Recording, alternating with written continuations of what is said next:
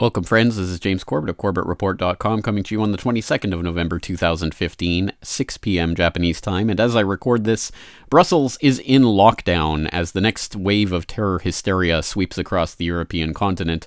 But while that is happening, why don't we take a look at a few stories that expose this war of terror for what it really is, manufactured hysteria for a specific political purpose? Well, let's start at a most unlikely source, the Washington Post, that has this story. This video shows the absurdity of the war in Syria in one single blown-up Humvee. And this video shows what is clearly a U.S.-supplied anti-tank guided missile firing at what is clearly a U.S.-made Humvee. And yes, for those who are left in suspense, yes, it does hit its target and explode. So there you go. So you have the U.S.-backed FSA, Free Syrian Army fighter, firing a U.S. missile at a U.S. target, backed by probably a U.S.-trained ISIS fighter, as we know that, of course, a lot of the ISIS fighters were trained in Jordan a couple of years ago through a then covert operation that we talked about on Boiling Frogs Post and at the Corbett Report before the mainstream media finally reported on it.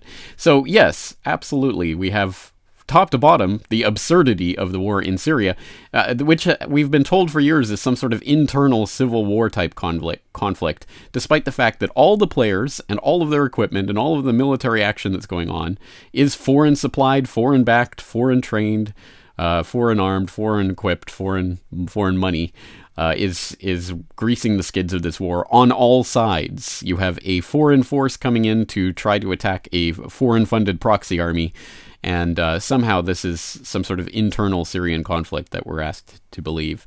Well, anyway, as I say, the Washington Post, a broken clock, right twice a day, or twice a millennia in this case, and this might be one of those times, at least a partial truth there.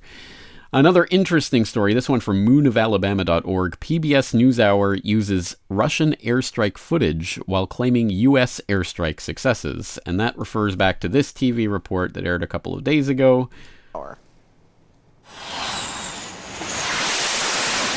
Since the Paris attacks, the forces arrayed against ISIS have been pounding the territory it holds. And specifically hitting oil it's been extracting for sale, as oil is a key. Well, that's interesting. What footage are they using there? Oh, yes, that footage. That looks familiar. Oh, right. That's because it's not American forces. It's not any of the American-backed ISIL, anti-ISIL coalition. It is the Russian forces bombing those oil tankers. PBS using the footage as if this is part of the American-backed strikes that are happening right now, when of course it is not. And the funniest part of this story, I think, is that on this PBS NewsHour clip, not only do you have a very strong dislike ratio on the video, but the comments are almost uniformly, you've got to be kidding me. Not only did these U.S. scumbags show Russian footage as their own, they even have the gall to also claim the transportation that Russia bombed, etc., etc., using Russian video of Russian attacks on ISIS oil tankers to claim these attacks as American, referring specifically to this part of the clip.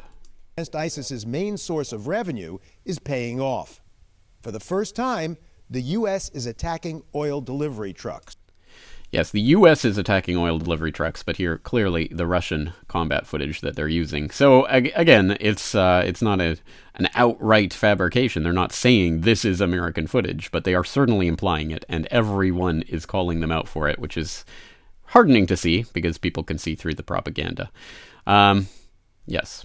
Interesting. Well, and another story that caught my eye in the past few days, BC Canada Day terror plot trial judge says RCMP may have acted illegally. This is talking about John Nuttall and Amanda Carodi, who were found guilty in June of 2015 of trying to blow up the BC legislature back in 2013, which seems like an open shut, the war on terror and the home front in Canada kind of case, until the BC Supreme Court judge Catherine Bruce ruled earlier this week that, you know what, it looks like there is a sufficiently close link between the illegal acts committed by the RCMP, the Royal Canadian Mounted Police, the Mounties, and the prosecution of the accused to support an abusive process claim.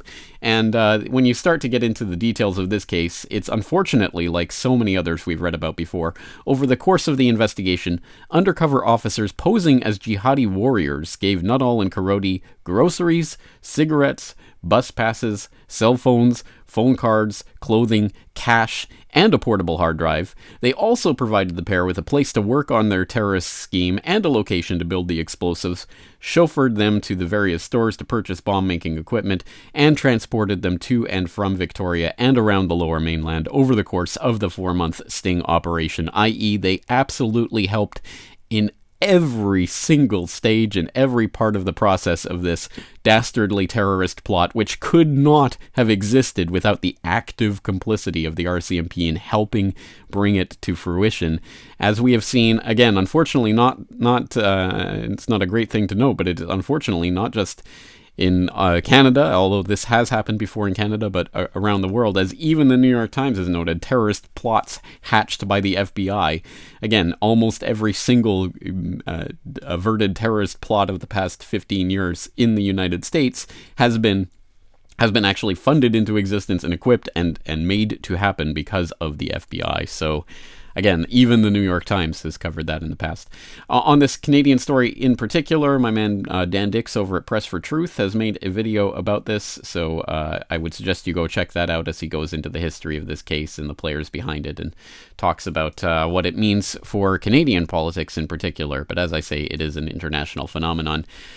All of this, again, just part of this ratcheting up of the terror hysteria at this political moment, of course, because of the problem reaction solution of Paris and the Paris attacks, which has kicked this off into a new level for the furthering of the next stage of this conflict, which we are seeing, obviously kicking off into high gear right now. It's important that we undermine these stories and show them for what they are, so I'll include the links to all of these reports, of course, in this video, as well as my latest article, the Problem Reaction Solution Paris Edition article that breaks down all of the really worrying new trends that have suddenly sprung up as politically feasible in the wake of Paris, because, well, don't let a good crisis go to waste, as many a politician has averred in the past. And that is going to do it for today. Of course, we'll continue updating these situations as they continue to unfold at CorbettReport.com. Thank you for your time.